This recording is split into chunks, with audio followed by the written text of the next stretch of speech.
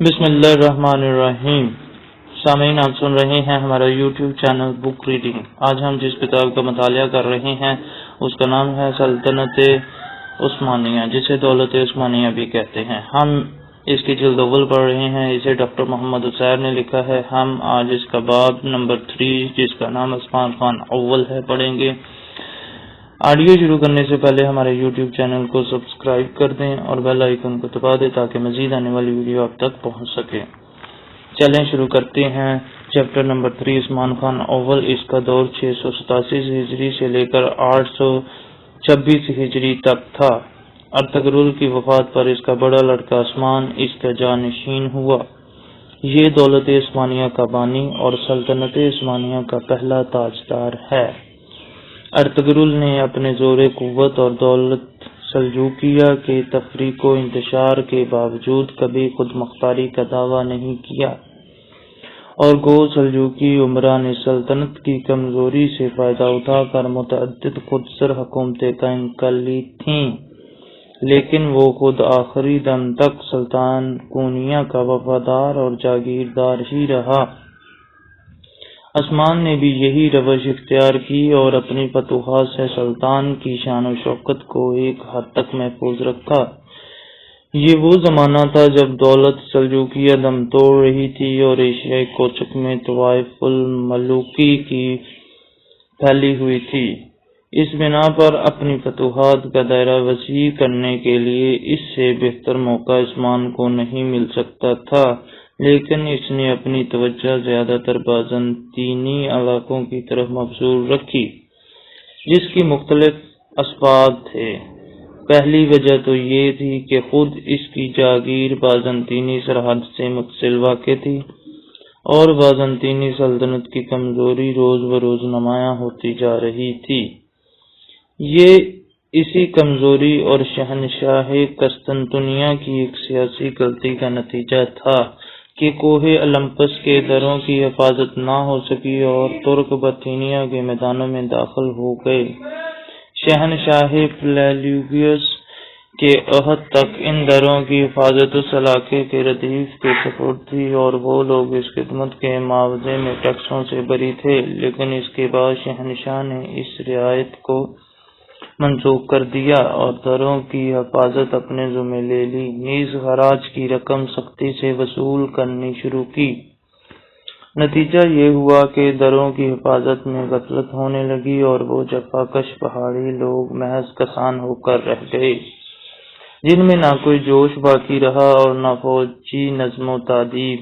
بازنطینی سلطنت، جو کسی زمانے میں دنیا کی عظیم ترین سلطنتوں میں شمار کی جاتی تھی، فرقہ وارانہ جنگوں اور انتہائی بدنظمیوں میں مبتلا تھی، جس کے باعث اس میں کسی طاقت و حریف کے مقابلے کی قوت باقی نہیں رہی تھی۔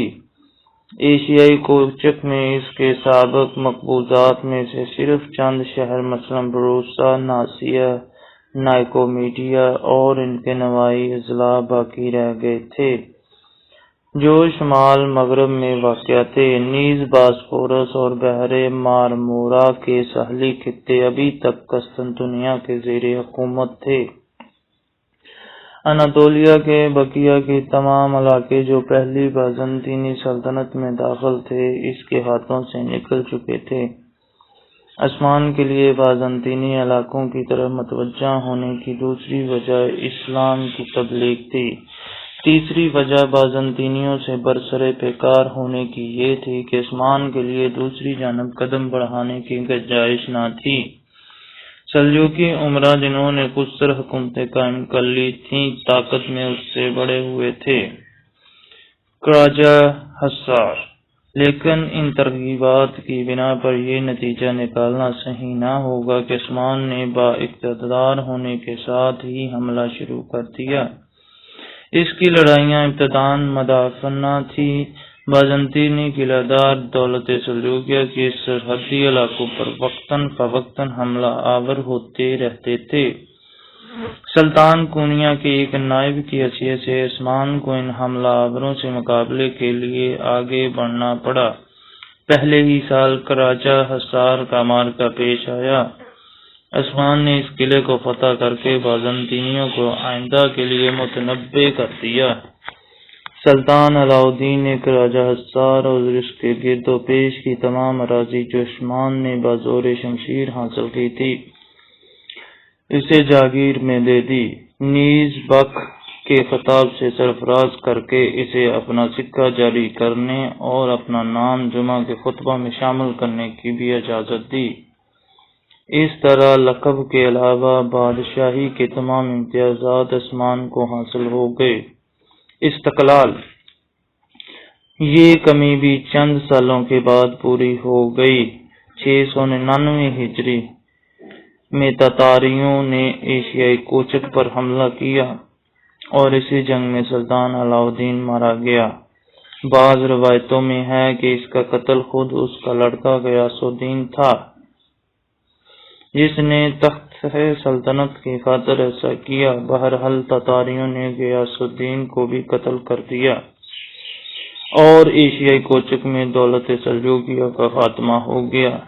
اب عثمان بالکل آزاد اور خود مختار تھا اور آئندہ اس نے تمام فتوحات خود مختار فرمانروا کی حیثیت سے حاصل کی۔ سلجوقی امراء میں عثمان کا سب سے بڑا حریف امیر کرمانیہ تھا، چنانچہ ایشیائی کوچک کے ترکوں کی سرداری اور پورے ملک کی حکومت کے لیے فراقین کے درمیان عثمان کی زندگی ہی میں جنگ کا ایک طویل سلسلہ شروع ہو گیا تھا، جو اس کے متعدد جانشینوں کے عہد تک جاری رہا۔ خود عثمان نے بھی امیر کرمانیہ کو کئی بار نیچا دکھایا، لیکن سلطنت بازنطینی کی زرخیز مقبوضات زیادہ تر اس کی توجہ کا مرکز تھے، اور اس کی زندگی کے آخری 26 سال کے کارناموں میں بازنطینی ہی شہروں اور قلعوں کی فتوحات نمایاں ہیں۔ عثمان کے کارنامے، تاہم عثمان کا مقصد زندگی صرف فتوحات کا حاصل کرنا اور گرد و پیش کی ریاستوں کو اپنا مادی بنانا نہ تھا۔ 690 ہجری سے 697 ہجری تک اس نے اپنی توجہ تمام تر حکومت کے انتظام و استحکام کی جانب مبذول رکھی۔ حکومت کے مختلف شعبے قائم کر کے حکام کا تقریر کیا اور رعایا کی فلاح و بہبود کے انتظامات میں مصروف رہا، لیکن دوسرے ترک سرداروں نے جو عثمان کی بڑھتی ہوئی قوت سے خائف تھے اس کی خاموشی کو ضعف پر محمول کیا اور بازنطینی قلعہ داروں سے اتحاد کر کے اس کے مقبوضات پر حملہ آور ہوئے۔ اس طرح جنگ کا جو سلسلہ 697 ہجری میں چھڑا وہ ابتداً عثمان کی طرف سے بالکل مدافعانہ تھا، لیکن ان حملہ آوروں کو بھی جلد اپنی غلطی کا احساس ہو گیا۔ عثمان نے ان سب کو شکست دی، نواح کے چھوٹے چھوٹے سرداروں کو مطیع کیا، بازنطینی قلعے یک کے بعد دیگرے فتح کیے اور بالآخر یعنی شہر پر قبضہ کر کے اسے اپنی مملکت کا پایہ تخت بنایا۔ 801 ہجری میں عثمان کو نائکومیڈیا سے متصل کیون حصار کے مقام پر پہلی بار شہنشاہ قسطنطنیہ کی باقاعدہ فوج سے مقابلہ پیش آیا، جس میں اس سے شاندار کامیابی حاصل ہوئی اور 6 سال کے اندر اس کی فتوحات کا دائرہ بحر اسود کے ساحل تک پہنچ گیا۔ بازنطینی قلعے پے در پے مسخر ہوتے گئے اور بروسا، ناسیا اور نائکومیڈیا کے گرد فوجی چوکیوں کا ایک مضبوط حصار قائم ہو گیا۔ اس خطرے کو دور کرنے کی غرض سے بازنطینیوں نے تاتاریوں کو عثمانی مقبوضات پر حملہ کرنے کے لیے آمادہ کیا۔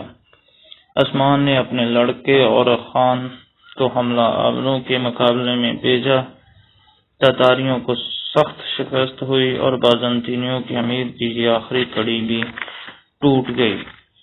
فتح بروسا اور عثمان کی وفات۔ 818 ہجری میں عثمان نے بروسا کا محاصرہ کیا، جو ایشیائی کوچک میں سلطنت بازنطینی کا ایک نہایت اہم شہر تھا۔ محاصرہ تقریباً 10 سال تک جاری رہا۔ بالآخر 866 ہجری میں عاجز آ کر محصورین نے ہتھیار ڈال دیے اور شہر کو خالی کر دیا، اور ترک فوج اور خان کی سرکردگی میں فاتحانہ طور پر بروسہ میں داخل ہوئے۔ عثمان اس وقت سعود میں بستر مرگ پر تھا، لیکن وفات سے قبل اور خان یہ خوشخبری لے کر اس کے پاس پہنچ گیا۔ عثمان نے اور خان کی ہمت و شجاعت کی داد دی کر اسے اپنا جانشین مقرر کیا اور بلا تفریق تمام رعایا کے ساتھ یکساں عدل و انصاف اور بھلائی کرنے کی وصیت کی۔ پھر یہ ہدایت کی کہ اسے بروسہ میں دفن کیا جائے اور اس شہر کو آسمانی مملکت کا پایہ تخت بنایا جائے۔ چنانچہ اس وصیت کے مطابق اسے بروسہ میں دفن کیا گیا اور اس کی قبر پر ایک عالی شان مقبرہ تعمیر کیا گیا۔ فی امان اللہ۔